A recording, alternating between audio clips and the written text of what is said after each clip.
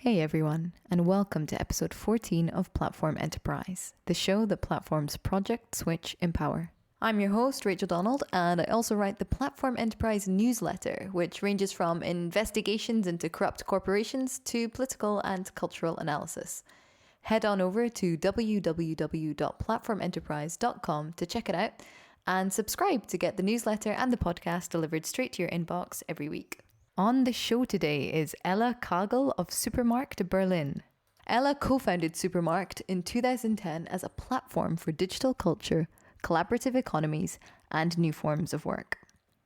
Today, Supermarkt increasingly focuses on the intersection of technology, money, and society.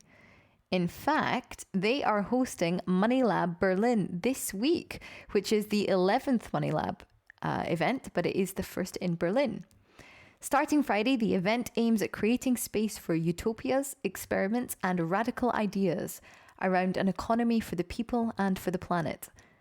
Moneylab will present creative coping strategies and answers to the problems of data capitalism, platform monopolies, and online surveillance, as well as modes of resistance. Google Moneylab Berlin right now to get your tickets, and I will see you there.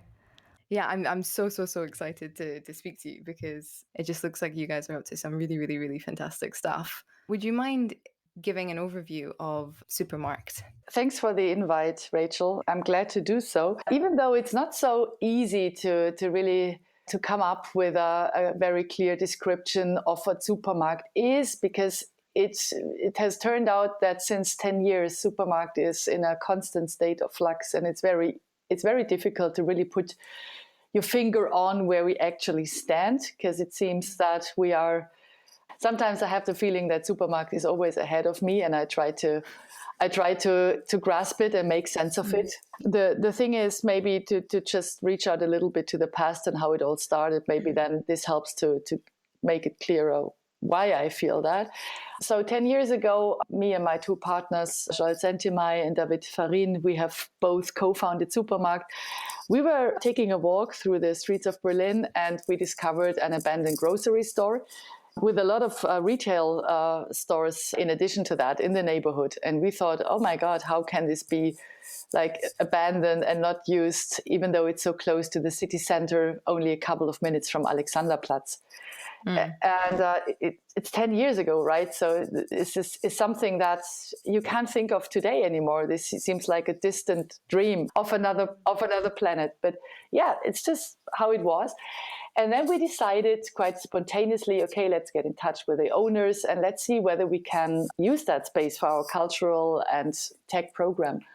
So surprisingly, the housing company was really happy about us. And yeah, they just set up a contract with us that allowed us to use the space for a relatively fair price.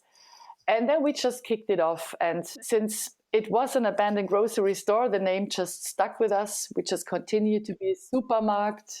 It was very easy. We didn't have to find a fancy name.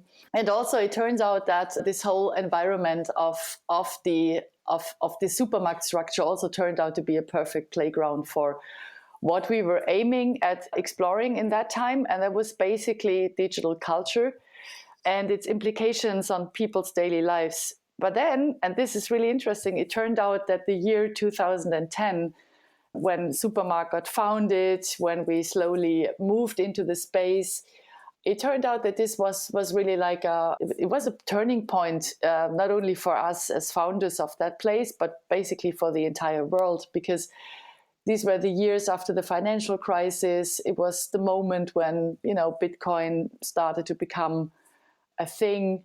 It was the time of the protest movements, Occupy Wall Street. It was also the time when Airbnb, Uber, and other companies that claimed to promote the sharing economy came up. It was the start of cloud computing and many other digital services that we are surrounded by today and that define our daily lives. And it all happened around that time. And we felt this is so interesting. We couldn't call this particular moment in time. We didn't have a term for it or anything, but we just wanted to give space for it. So, and that's basically what Supermarkt has been done until this very day, providing space for interesting discussions and also actions around this great shift that we are all part of. And also not only discussing about these phenomena that we are surrounded by in terms of economy and tech development and its implications on social life, but at the same time also trying to make sense of it collectively and trying to understand what it is that we can do with these opportunities, with this knowledge, but also with the threats that are coming up.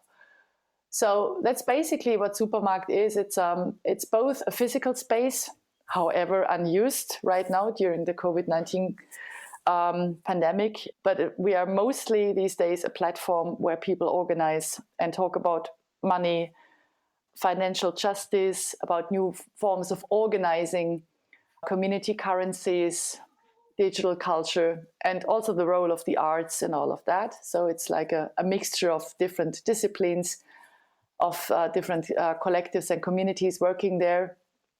And I think the Moneylab Berlin also shows really nicely what are actually the groups and the themes that we try to combine. And this is, I would say, to put it in a nutshell, it's this combination of activism, arts and culture, and also knowledge transfer.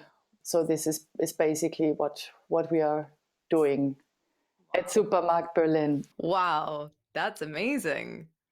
First of all, congratulations on running a project for a decade, because that's not easy, especially considering, the economic crises that everybody's been through and the fact that people seem to have less money and less time than ever before. It's brilliant that you guys have flourished through all that.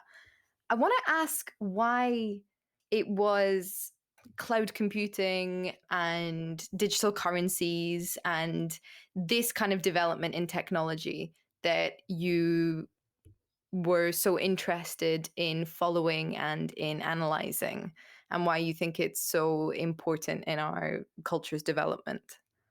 Yeah, maybe because it was one of the things emerging as a result of the financial crisis, which seemed to be most tangible and which seemed to invite people for direct action and for really taking things in their own hands. However, it's just the same as with the sharing economy, for instance. The entire crypto market also showed that it isn't that much difference from the actual world of finance. It also gives, it also has open doors for hoarding money, for, simply making profit. But also there is a lot of interesting development here. There are a lot of tools that people can use for themselves. We certainly had, all the time we had this discouragement and disappointments looking at these phenomena and then figuring out that only after a short period of time they resemble just the big economy out there. They haven't been that much different. But while I'm saying that, I also noticed that there are still super interesting things happening. A lot of it coming from the arts and culture. And that's why we also always had one of our legs into that sphere. And then looking at universal basic income initiatives that started prospering in combination with blockchain technologies. Looking at people starting platform cooperatives, which is an interesting way of implementing democratic control and distributed ownership into an organization. So looking at all these developments, everything where we found, okay, this is really interesting. This is probably new. This enforces democratic values. It's inclusive. It's interesting. It's playful. It's creative. And it's maybe also open source. So whenever we could find attributes like that, we kept on following that. But we dropped topics simply because they turned out to be not so interesting anymore. So a classic example might be the whole DAO, decentralized autonomous organizations hype when that turned up. So we worked quite a lot with DAOs, and we organized DAO learning journeys at Supermarkt. We really engaged in that field. And then we realized that maybe after 1.5 years, not so much interesting stuff was happening in our understanding. a lot of repetition, a lot of problems around this idea of automatizing social ties and behavior within groups.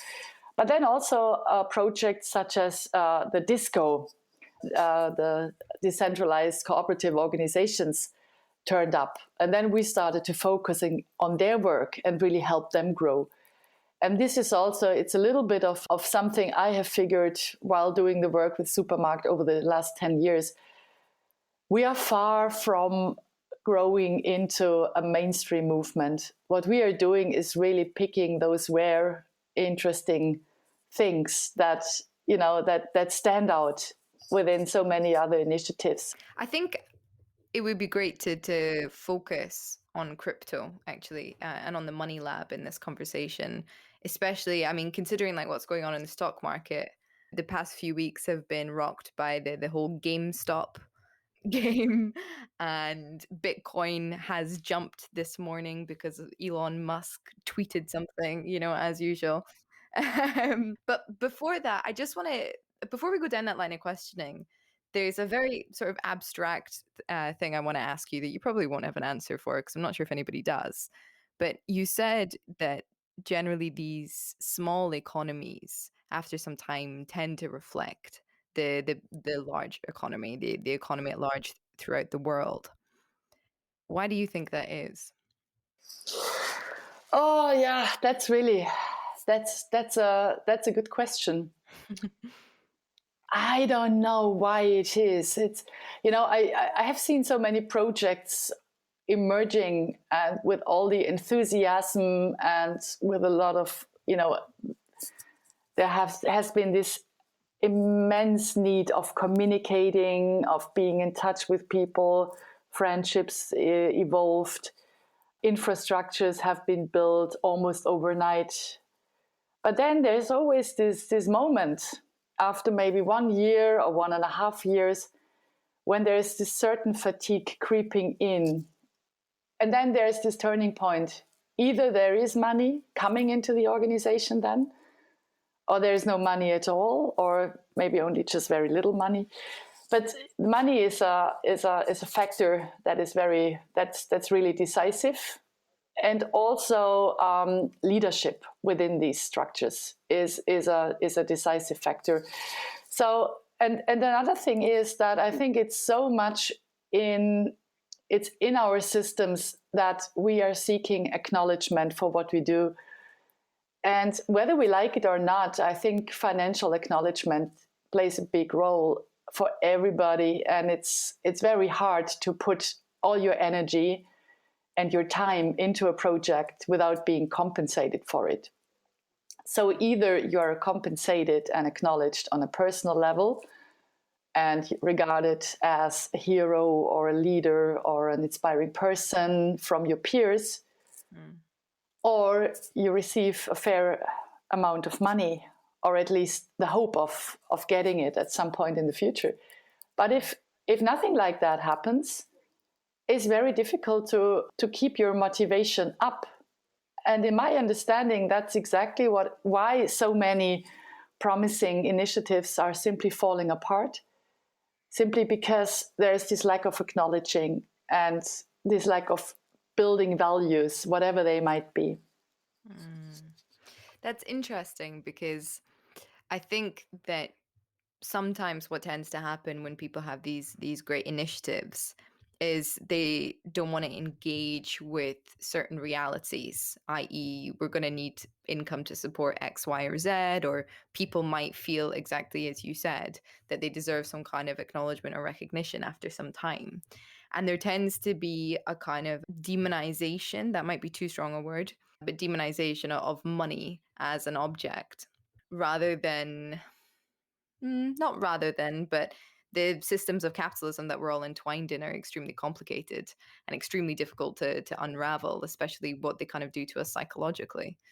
And so we often face a kind of inability to engage with the reality that is, we might have great hope, great dreams, great initiatives, great drive, great motivation, and extremely good intention.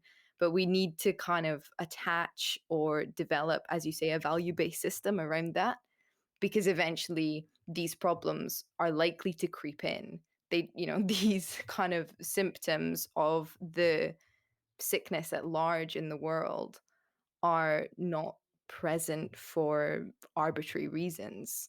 We all play them out on some level as citizens. I was speaking to Nika Dubrovsky a couple of weeks ago, and she was talking about creating a community of care and a culture of care, because she was saying, we need to underpin society with these values first before we do anything. And I think it's a really, really extremely interesting position. Yeah, it absolutely is. And if you look at really interesting platforms and projects that have been emerged over the past 1 or 2 years, then it's exactly those that advocate for care structures and integrating invisible labor and care work into our notion of economy, and really demanding that we expand our traditional view on what the economy is. And, of course, a lot of it has also been appropriated by healthcare industries or by, social media. So there's a lot of self-care strands. But a lot of it is linked to consumerism or, pricey workshops, etc. But and also isolated from other people, because self-care is one thing, but there are also things such as community care, or things that we probably have not been aware of, or have had a chance to really live in our families and communities. I'm not sure, really depending on the way how people have been brought up. But if you look at Cassie Thornton's book, The Hologram, this is a really interesting example. So she proposes a structure of caretaking among basically 3 people that are regularly checking in on each other and ensuring the well-being of this triangle of human beings. And she has a really beautiful, theory created for for that. Or if you look at initiatives such as the Guerrilla Media Collective, they are working together as a cooperative, and all they do is rests on 3 pillars. Basically, it's the paid work, it's the pro bono work that they decide to do for vulnerable organizations and people, and then it's the care work. It's the work that one has to do or wants to do when raising children, when living with elderly people, or when having people in the community that are sick, or engaging in a community garden. There are so many different ways of what care work is and can be for every one of us. So they have that in their business model. So it's it's inscribed in the organizational model of the co-op. So a lot of what we have been discussing in the field of alternative economies over the past years is this notion of care work, and it's sort of a rediscovery, because I don't know, it seems to me that there hasn't been much theory around it in the last. I mean, looking back at economic theory, there hasn't been, except of a few mostly female writers such as Marilyn Waring, for instance, Silvia Federici. There hasn't been so much research on what care work actually is and why it should find its way into the classic notion of economy. Well, I think it's exactly as, what the term that you used before. It's this invisible labor. It's this job that happens when, we lock children away in little nurseries, and then we lock our elderly parents away in retirement homes, and like the young and the old don't really have a place in the world around us, certainly not a safe place. They're not provided for. And yeah, it's completely invisible, and it's absurd. I was saying to a friend of mine, we should just pay nurses the salary of politicians, and pay politicians the salary of nurses, and then we'll see who actually wants to take care of the country and take care of the citizens. Caregiving positions, despite the immense importance, despite being the foundation Mm-hmm. of well-being and of citizenship, they are completely undervalued and underpaid. Yeah, it's the same in Germany. I think it's basically the same everywhere, except of few countries that might have not taken on this neoliberal policies 20 years ago. You know, I think the money part is one thing, but it also has to do this unease also has to do with the fact that people feel like they have been locked away, as you say. It's also this lack of acknowledgement, again, that plays a big role. So in terms of payment, it's, you know, those payments are disastrous. So if all the nurses and bus drivers and cleaners, if they would decide to simply abandon their jobs overnight, we would have a huge problem. And, you know, the COVID-19 crisis really brought it to light that when we have defined whose children can still be nursed while the kindergartens and schools are being closed, it's the children of those that were identified as system relevant. And then this was really interesting. It was not only the children of doctors or, I don't know, teachers, but also the children of bus drivers and of kindergarten nurses and so forth. So this whole social distinction fell apart. And that was also the moment when people said, okay, it's great to know finally that I'm system relevant, but what about my wage going up? Nothing happens. Yeah. That was an interesting turning point. And I think the money is one thing, but it's also this division of or this cutting off this particular part of the job, taking care of the children, cutting it off from the rest of society, instead of maybe thinking of ways, okay, there are lots of elderly people, they are bored, they would die for, you know, being needed. Why not trying to find interesting ways of merging these different sectors that apparently have nothing to do with each other, but quite naturally really belong together, you know? Yeah. Why not organizing like activities with people from both sides of the spectrum and really trying to bring them together? I don't see any experiments in that way. And I think it's a lost opportunity on so many different levels. So I think the monetary aspect, yes, that is one thing, but it's also, it's the way our society is divided in different silos that are not communicating with each other. And it's also the way how social work has been looked down on as something that it's either it has this charity perspective where the glamorous and the wealthy are giving away and they feel really good about it.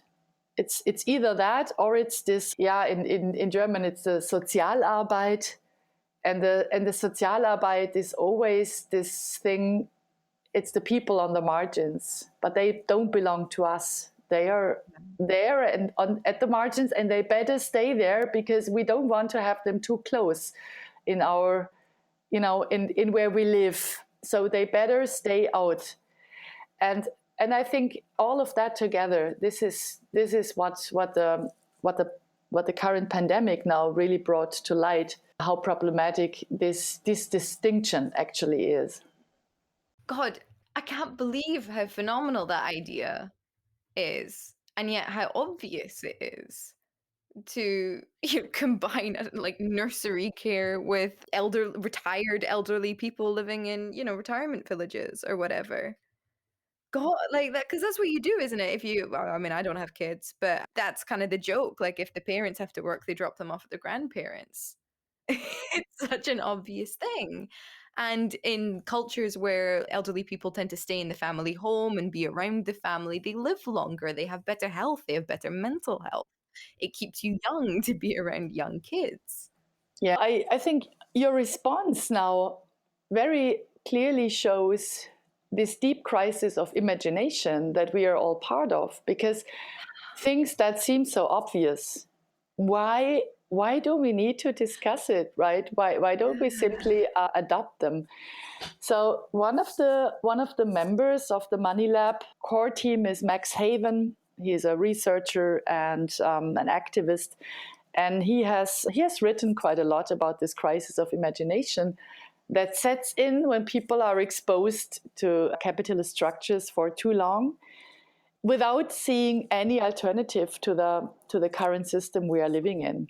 And there are many alternatives. School doesn't have the way it is. Our workplace doesn't have the way it is, which we have the proof now with most of the people staying at home, in home office, whatever. So I really hope that this Corona crisis has maybe one positive thing in the end. And my hope will be that we will slowly start to train our imagination on how things can actually be different. Because whether we like it or not, they need to be different anyhow, because we are facing yet another looming problem, which is the climate change. Absolutely. And it's funny because we're such innovative creatures by nature. And when you look at kind of what goes on in different sectors, in different industries, the leaps being made are amazing. But you're right, socially, we just seem to. I mean, I was reading the Origin of Capitalism the other day, and I can't remember the author, which is terrible. And in the introduction, she was talking about how, this book was in part to prove that capitalism is not an inherent part of our nature, to lay out the history and show how it evolved. And I was like, hang on, do people actually think that capitalism is an inherent part of our nature? Like, is that how embedded we are in this fairly young economic system that, oh, this is just the way it is? We're competitive and we're greedy and we're self-interested. Because that's not, I mean, the human race would not be what it is today if those had been our values from the get-go. And I just think it's amazing because when thinking about like what's going on in economics at the moment, people are talking about the circular economy. They're rolling out the donut model in Amsterdam, which is really exciting. But it seems to me that what you just said about these problematic silos and bringing them together, well, that makes something of a circular social economy. Like bringing the young and the old together in their first and final days. That kind of, God, I'm going to start singing The Lion King, kind of completes the circle of life and enriches life. And it's a huge untapped potential for socially, economically. And it seems maybe that there are these, well, I don't know, templates that we could take from other innovative discussions going on and apply them to the very overlooked industry of care. You were just talking about the origin of capitalism, right? Which is it's another really interesting research that shows how, I mean, this basic problem that the human labor is for sale in the market, and that the human labor is regarded as a commodity, and sort of very often dehumanized, as we can see in the example of Amazon and the way how Amazon is organized these days. And what happens if workers are trying to organize themselves in order to be granted some basic human working rights? What then happens? What then happens is that they get this threat of losing their job, of being replaced by robots, which is very likely anyways. So I think that is one of the core problems, is really the way how our work is being considered. And this is also what, I mean, it has to make people profoundly unhappy, because their working capacity, their intellectual capacity, but also their physical capacity that goes into their work is something that is defining themselves, is part of their personality, is simply part of their life, of their existence as human beings. So cutting that off from the rest of their social and human experience they are having, and building these ridiculous silos in our lives, that is the annual holiday and the Sunday and then the work days, like all these categories we invented to separate leisure from work, and and all of that is and that's also this book is a great example of how much we are part of this whole ideology. And the irony is that every movement that is criticizing the current capitalist system is very often mocked at or regarded as ideology. It's either called socialism or it's called utopia or whatever. But it's like, there is no space for it. There is no space for a discussion on how things could actually work in a different manner. And I see that especially happening here in Europe, in these countries where rather elderly, privileged people are ruling their countries, and where there's simply not enough young people, and the younger generation doesn't have enough say and enough visibility. This is really something I see happening in Germany. If I look in Asian countries, if I look into Africa, I see a lot of countries, where I don't know, where every third person is under the age of 18. Well, this is a huge potential. This is also a potential for change. But I don't see that potential in my country, for instance. And that is really a shame. Yeah, Europe seems to be a bit of a dying beast, unfortunately, coming to the end of its reign. And I don't know what it is. Like, there was this young member of parliament that was elected when she was about 23 in Scotland, Mary Black. And she was phenomenal. She was so bright and she was forthright and she was so motivated. And now she's tired. It's just too much. Like the absolute bullshit rigmarole of having all of these kind of rules and traditions and nonsense in play. Like, where is there actually room to make change when you have to jump through all these hoops? Yeah, exactly. I want to get into alternative economies here. Like, what are the things that are coming to light? What are the themes? What are the examples that you're most excited about, that you have the most hope for? Where can people put their energy? Yeah, there are, I would say, several fields they can put their energy on. It just depends on what seems to be most important for them, whether it's basic income, whether it's helping to organize local economies, whether it's healthcare or whatever. There are certainly a number of super interesting initiatives that are emerging these days. So talking about community currency, I would really encourage people to look into Circles. It's a basic income project. It's based on blockchain. So basically people create a wallet and then they are giving each other trust. That's the name of the token. And I mean, the name of the token is Circles, but trust is the currency, if you will. The idea is to create as many circles as you can by giving each other trust, but you really need to spend the circles on your local economy. So that is really important. It has to be spent. It's not possible to hoard the money, but you really need to spend it. Mm-hmm. And the idea is to find ways of being in an economic transition with each other, not creating scarcity in doing so, but acknowledging what you get by giving or receiving circles.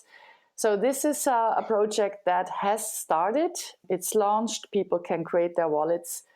And Circles is now seeking for companies and local retailers, businesses that are willing to accept. It's a little bit like the regional monies that have been created over the past years and decades even.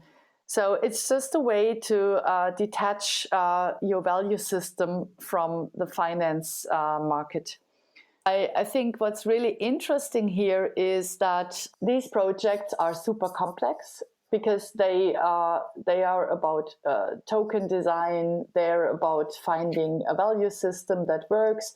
They are very much about communication, because it's an amazing communication job to really make people invested in projects like that, especially people from your neighborhood that have never thought of that before. So I think this is a great example for people to get involved and testing it in their own neighborhoods. Help me break it down, because it's such a foreign concept, isn't it? So what does the currency, what is the does it equate to any financial value at all? No, it doesn't. It's not that. The idea is not that you are super engaged and then at some point you simply convert your circles into dollars and then you're off. No, it's really about creating an economy that is independent from the finance markets, meaning that creating a transaction means that allow people to keep track of their transactions, that allow people to create a fair system of giving and taking outside of the economic structures that we have been part of for so long. And that involves a lot of trial and error, of course. And that's also what makes these systems so vulnerable. And that's also why a lot of people say, oh, this doesn't work. It's utopia. It's this is basically, it's just a game for people who have too many times on their hands. But actually, I don't think that is. I think it's a pioneering work that people in this field are doing. They can't provide like a added value that fits for everybody, but this is really, it's something that those people that participate in these projects, they need to figure out to what extent it brings value to them and to their community. It's really something that has to be adapted and tested. And that's what makes it so difficult, because we are living in a time of convenience. And we are very much used of getting this, these short punchlines of advantages of a product. And we also expect things to simply work for us, the plug and play mentality. But for projects like that, it does not work. It's the same as working with open source technologies. A lot of them simply don't deliver as we are used from other tech platforms. And that's also the great threshold that keeps a lot of people from simply engaging in projects like that. Because we are slowly but surely, we got so used to this plug and play mentality that we lost a lot of our ability and our patience to dig into systems that really need a lot of development and collective thinkings. And we lost the willingness to get our hands dirty in really engaging in some groundwork, because it's simply very complex. Yeah. And sometimes I'm a little bit worried about people turning too much into consumers and losing the ability of really embracing the joy of developing something from the ground up. And that simply is dirty work and complexity.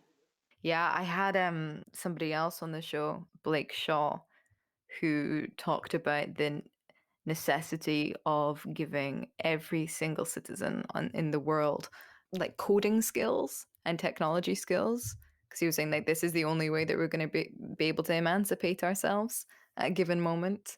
And people need to learn to, as you say, do the work. People need to learn A, the skills, and then B, apply those skills to these kinds of projects. Because I mean, otherwise our needs and our problems are going to continue to be homogenized by these kind of supranational states, which makes it very, very difficult to engage with any change on the ground, because obviously every community has its own needs. As you say, they need to figure out what's important to them. Yeah. It's really true. I think that most people are simply not aware of that. This is also an ability that people can lose the ability, or this sharp mind of an inventor that is surrounded by a lot of problems. You can lose this ability if you're surrounded by too much of convenience. Yeah, definitely. I mean, what do we have to ask for? What do we have to create for ourselves? If the world were to come to a grinding halt tomorrow, I mean, I know I'd be screwed. I don't have any real skills. So tell me then about Moneylab and how that fits into creating or discussing alternative economies. Yeah, so Moneylab is a platform that has been around for, I think, 7 years. It started off in Amsterdam. Gert Lofink, the founder of the Institute of Network Cultures, he basically invented Moneylab as a place and a platform where people can meet and discuss and work on economic alternatives. So it has several dimensions. It works on the creativity side, which also touches down on, again, imagination and envisioning other worlds. It touches down on the tech aspects, really understanding the tech and making use of it and playing with it. It has a component in this entire money theory and what money is and how we can use money and all the functionalities of money, because that's really interesting and we tend to know very little about it. And then the fourth aspect is the activism, and it's the finance activism, and that is growing stronger year by year. So Moneylab is trying to follow different developments that are taking place in the world of money and finance. And an example of that is, for instance, the GameStop rally happening over the past weeks. You already talked about it earlier. So we organized a call-in show where very spontaneously, with just one day notice, almost 100 people showed up to discuss what was going on and engage in this collective sense-making of what happened there, right? Is this like regular people simply trying to pay their bills? Is this revenge on Wall Street? Is this protest pumping the GameStop stocks? So what happened there? And it's really interesting because no matter how trained people are and how much expertise they have in the field of money and finance, there is no single one who can really provide the true analysis of what happened there, because it's like it's another moment in time that makes us speechless and that makes us look up and looking at the world, and it gives us a certain understanding of possible motivations of people, but we can't make fully sense of it, because sometimes I think we are not even able to fully grasp our immediate present. So how shall we be able to really make predictions into the future right now? So Moneylab is a place for people to look at this phenomenon of making sense of it. It's a space for people explaining their projects, for training others the skills that you should have when you engage in community currency projects. It also offers space for discovering value systems and so forth. So Moneylab Berlin, which is going to take place from March 26 to 28, and which is funded by the main capital fund. It's the Hauptstadt Kulturfonds here in Berlin. And it's really lovely that we get an artistic fund helping Moneylab Berlin. It's nice because very often our proposals have been turned down in the past because these have been considered economic topics, but now it's really nice to get the acknowledgement from the arts and culture sector as well. So basically, in Moneylab Berlin, we will talk about finance activism, we will talk about community currency and basic income. We will talk about alternative ways of financing for arts and culture, but also like real world problems affecting most of the people in Berlin, such as the housing crisis and Amazon that wants to build a warehouse or a headquarter there, and people are protesting and revolting against it. So these are basically the topics we will cover in 2.5 days. Wow, fantastic. Can people get tickets for that? How do they get involved? Well, basically people can follow our live stream. They can engage via chat. We have quite a number of talks and panels where people either can call in, contribute via chat, and then there will be online workshops. So since we got the funding, it's possible for people to take part for free for the most part of the program.